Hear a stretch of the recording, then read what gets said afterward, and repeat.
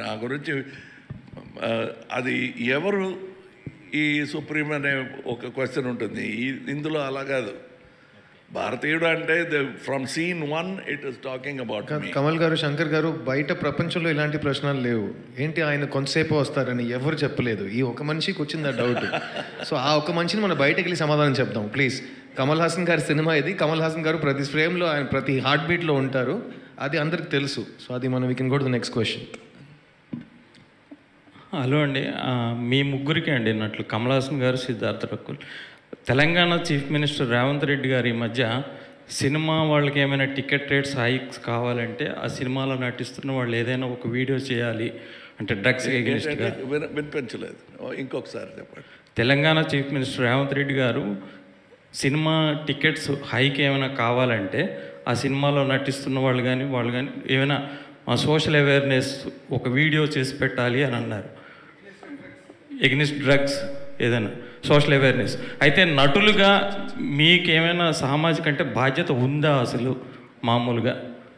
Sir, నా పేరు సిద్ధార్థ్ అండి. నేను గతం 20 years నుంచి తెలుగు ప్రేక్షకుల ముందు వస్తున్నాను. ఫస్ట్ తెలుగు సినిమాలో ఒక కాండమ్ చేతిలో పట్టుకుని ప్లీజ్ యూజ్ కాండమ్ అని బిల్ బోర్డ్స్లో నా ఫేస్ వచ్చినట్టు నేను గవర్నమెంట్తో కోఆపరేషన్ ఇచ్చాను. 2005 నుంచి 2011 వరకు ఆంధ్రప్రదేశ్లో, అప్పుడు ఒక స్టేటే కదా, ఎక్కడ మీకు హోర్డింగ్ అబౌట్ సేఫ్ సెక్స్ ఉంటే సిద్ధార్థ్ అనే మనిషి చేతిలో కాండమ్ ఉంటుంది. ఓకేనా? ఆ బాధ్యత నా బాధ్యత. ఒక చీఫ్ మినిస్టర్ చెప్పి ఆ బాధ్యత నాకు రాదు. అట్లాగే ఒక యాక్టర్కి బాధ్యత ముందు నుంచి ఉందా అని నో కమెంట్స్ అని చెప్పాలి. ఎందుకంటే అది ప్రశ్నకి నాకు ఐ డోంట్ అండర్స్టాండ్ ఇట్.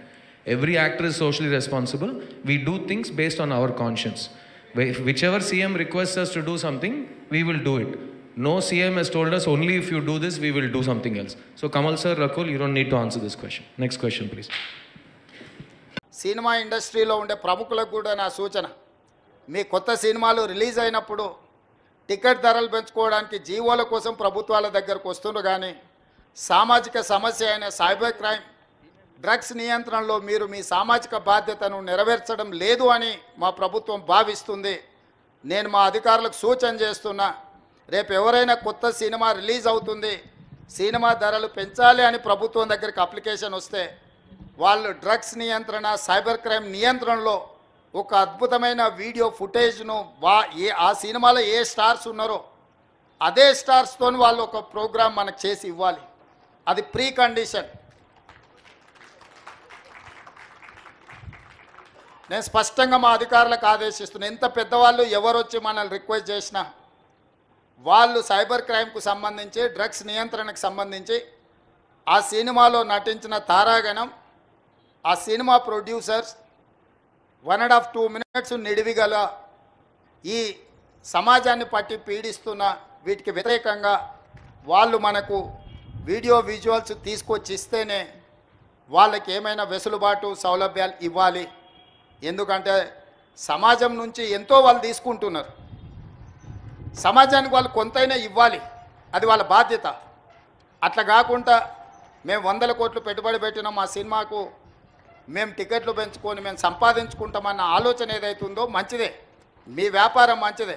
కానీ సామాజిక బాధ్యత, డ్రగ్స్ నియంత్రించకపోతే, ఈ సైబర్ క్రైమ్లో నియంత్రించకపోతే ఈ సమాజమే నిర్వీర్యం అవుతుంది. ఈ సమాజాన్ని కాపాడాల్సిన బాధ్యత, ఈ సమాజానికి సహకరించాల్సిన బాధ్యత సినీ పరిశ్రమ మీద ఉన్నది. కాబట్టి ఎవరైతే ఏదైనా ఈ ప్రభుత్వం నుంచి ఏదైనా సహకారం కావాలి అని వస్తే వాళ్ళు సమాజానికి సహకరించాలి. ఇది ఒకటే మా ప్రీ కండిషన్. మా అధికారులకు కూడా నేను సూచన చేస్తున్నా. And at the same time మా సైబరాబాద్ కమిషనర్ అవినాష్ మహాంతి గారికి కూడా నా సూచన, ఎందుకంటే మ్యాక్సిమం సినిమా షూటింగ్స్ మీ ప్రాంతంలోనే అవుతాయి లేదా రాచకొండలో అవుతాయి. వాళ్ళు సినిమా షూటింగ్లకు పర్మిషన్కి వచ్చినప్పుడు మీరు ఈ రిక్వెస్ట్ను వాళ్ళ ముందు పెట్టండి. వాళ్ళు ఏమన్నా సినిమా తీసుకొని, కానీ ఆ సినిమాలో ఉన్న తారాగణంతో ఈ డ్రగ్స్ నియంత్రణ కోసం, సైబర్ క్రైమ్ నియంత్రణ కోసం 1.5-2 minutes నిడివి కలిగిన చిత్రాన్ని మనకు ఒకటి వాళ్ళు తయారు చేసి మనకి ఇవ్వాలి. అట్లా ఇచ్చిన వాళ్లకు ప్రత్యేకంగా రాష్ట్ర ప్రభుత్వం వెసులుబాటు కల్పిస్తుందని మీరు చెప్పాలి.